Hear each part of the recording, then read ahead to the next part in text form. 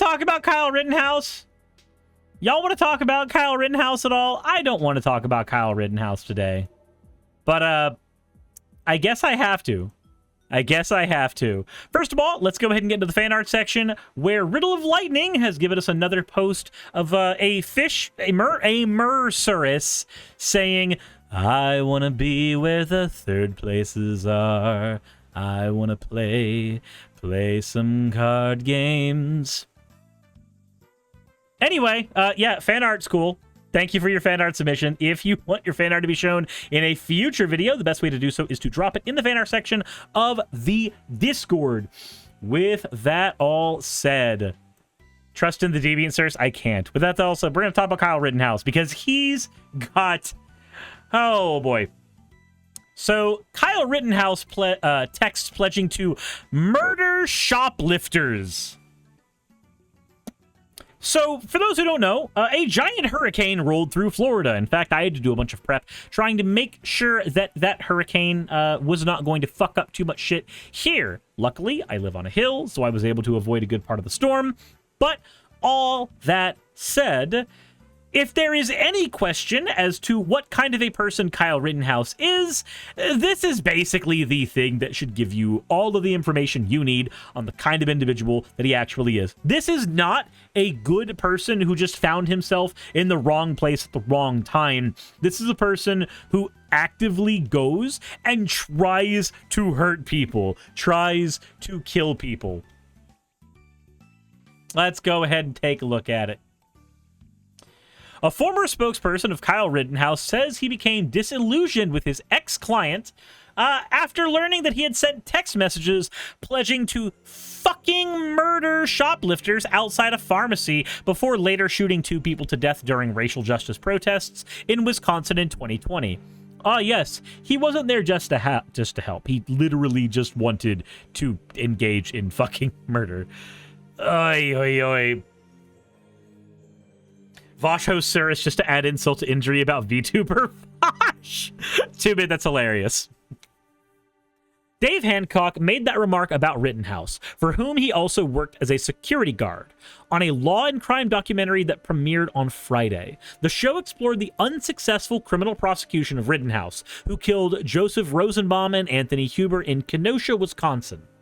As Hancock told it on the trials of Kyle Rittenhouse, the 90-minute film's main subject had a history of things he was doing prior to the double slaying, specifically patrolling the street for months with guns and borrowing people's security uniforms, doing whatever he could to try to get into some kind of fight. Oh my god, this is an unhinged person. This is not a... That is unhinged as fucking shit. The Crazy Grape says there's that section of gun culture where you have people just pining for the opportunity to use it on another human being. Yeah, okay, so I have guns. And you know what I love about guns? I love going to the range and shooting and plinking. I love going behind my house and shooting and plinking. I have a rifle that I enjoy firing. I have a couple of handguns I enjoy firing. And Saki has a handgun that is very big and definitely compensating for something that she loves firing. I adore guns. However, there is nothing about this that is fucking okay at all. Space says there's something surreal about talking serious current events politics with a big titty cat girl. Hey, sometimes you just have to make sure that there is an audience somewhere for it. And apparently there's at least a few of them here. And they're all weird, and I don't get it. This is my audience's fault, not me. I swear to God.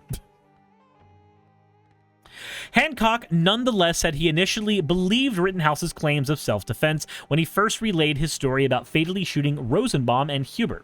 Yet that changed when he later became aware of text messages that surfaced as part of a civil lawsuit filed by the family of one of the men slayed in Kenosha, demanding wrongful death damages from Rittenhouse. Also, Punished Mage, thank you for the follow. I appreciate it. Rittenhouse sent the text from the phone he had the night of the 25th of August double slaying in Kenosha, according to what Hancock says in the new film. The texts were in response to seeing shoplifters at a CVS pharmacy on the 10th of August, a little more than 2 weeks before the deadly shooting in Kenosha. He says, "The world is disgusting! It makes me fucking sick. I wish they would come into my house. I will fucking murder them.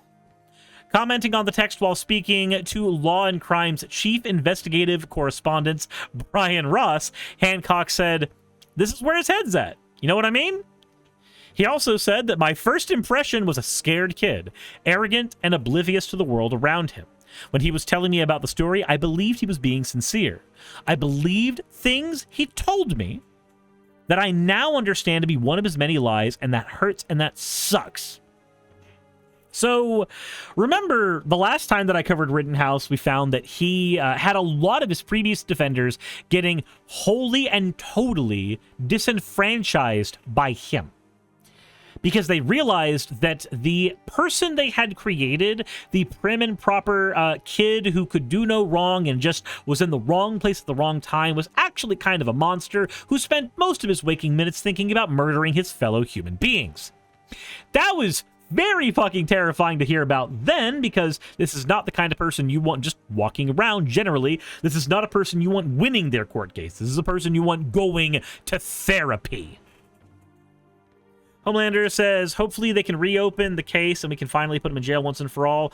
I don't think you can reopen that kind of case. Once you've been shown innocent, they can't reopen that case. He'd have to fuck up again and then get charged on that. While he roamed Kenosha streets with other armed men who appointed themselves as security guards, Rittenhouse used a rifle to fatally shoot Rosenbaum and Huber, who were 36 and 26. He also wounded a third man and was charged with 5 felonies, including first-degree intentional homicide. Rittenhouse maintained to the jury's seated for his criminal trial, that he carried out the shootings in self-defense and was justified in his actions. Jurors ultimately found him not guilty of all charges against him on November of 2021, with far-right politicians and pundits hailing the verdict as an important legal victory and civil rights activists decrying the outcome. The wrongful death loss. Oh, so there actually is still something open. The wrongful death lawsuit against Rittenhouse remains pending. Hancock served as Rittenhouse's spokesperson and security guard beyond the criminal acquittal. Shortly after the verdict was read, Hancock spoke at length with news media reporters, saying, "You're going to see some good things out of Kyle coming up because he's very pragmatic about what happened." I guess this is talking about the whole, media bonanza that happened with Rittenhouse afterwards. Because if you remember, after the verdict, he started going on talk shows back to back to back, and he started using his new media, his new personality as a person beloved by right-wing media in order to make lots and lots of money. Not unlike the Hawk Tuah girl, not even gonna lie, but definitely for less wholesome reasons. It's... God, that whole situation's so fucked up. And it's fucked up that this stuff is coming in after everything has been sentenced and everything has been finished. Said specifically if that new evidence could lead to a new charge. Yeah, double jeopardy rules do not allow him to be tried again. What he will need, what will need to happen is he'll need to lose the lawsuit. But losing that lawsuit doesn't mean that he'll go to jail. It means that he'll experience having to pay back damages. Ay, oy, oy. They pulled up the dead people's criminal records as if Rittenhouse knew they were bad people. Yeah, no, there were people constantly who were going, oh, he was no angel, the whole he was no angel thing that always happens whenever a person of color dies, right? That shit is disgusting. Because here's the thing. Nobody should be cheering on this kind of vigilante justice when it involves the extinguishing of a life. The only time that I think you can do this kind of vigilante thing and it be okay is when there is legitimate self-defense concerns. And according to the information we keep finding out about the Rittenhouse situation, none of this ever ended up being self-defense. This was a person purposefully putting themselves in harm's way over and over and over again, waiting for something to happen. So yes, they did have to engage in self-defense eventually, but it was because they kept putting themselves in a situation where they were going to end up needing violence.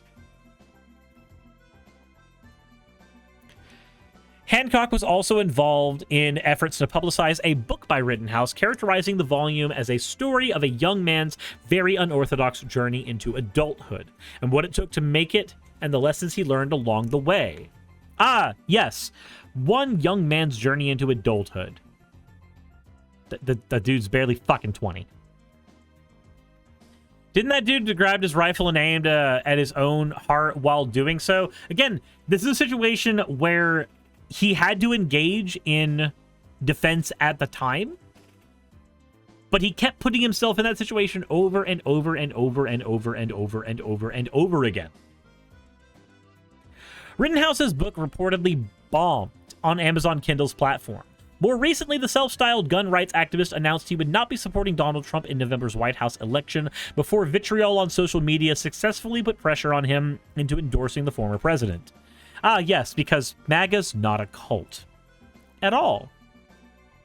Great.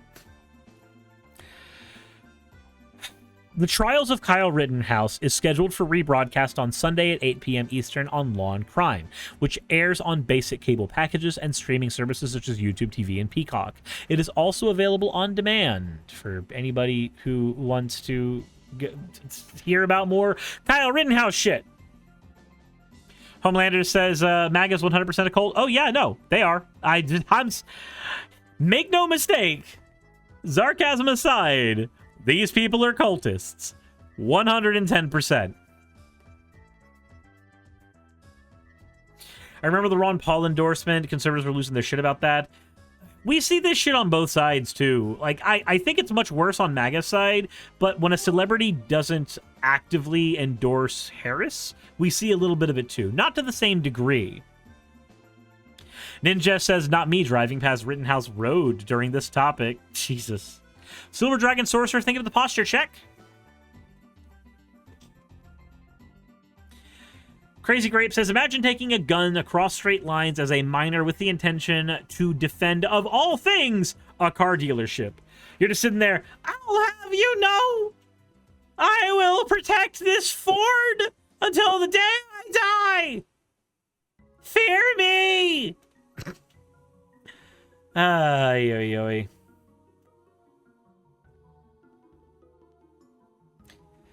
As someone who's voting for Harris, yeah, I don't like that either. I don't like it either. It's a weird mentality. It's a dangerous mentality, and I'm not a big fan of it. But here's where I got to throw it back to you guys. Let me know what you think in the comment section below. Hit the like button if you haven't already, and maybe don't go across straight lines with a gun, trying desperately to find ways to harm people. Just don't do that. It's a perfectly reasonable thing to not do, right? You just not do that. It's very easy to do. Stay home, play video games. Don't go kill people. You idiots. Insert end of video tagline here. Hey, just wanted to give a quick thank you to all of my wonderful patrons who help keep me afloat and help keep this channel going.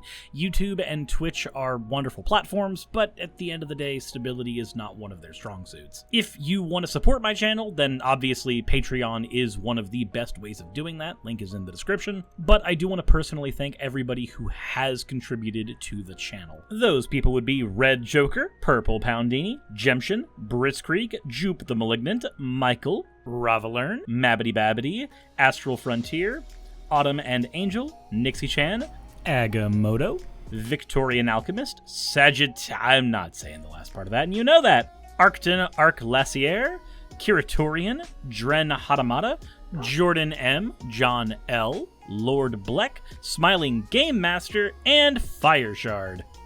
And everyone else who supports my channel and lets me do what I do full time. This is a dream job of mine that I never believed that I would be able to take full time, and with your help, I've been able to do it. So thank you so very much for that. Thank you for watching the video. I hope you all enjoy, and I hope you all are having a wonderful time. I will see you all in the next one, hopefully.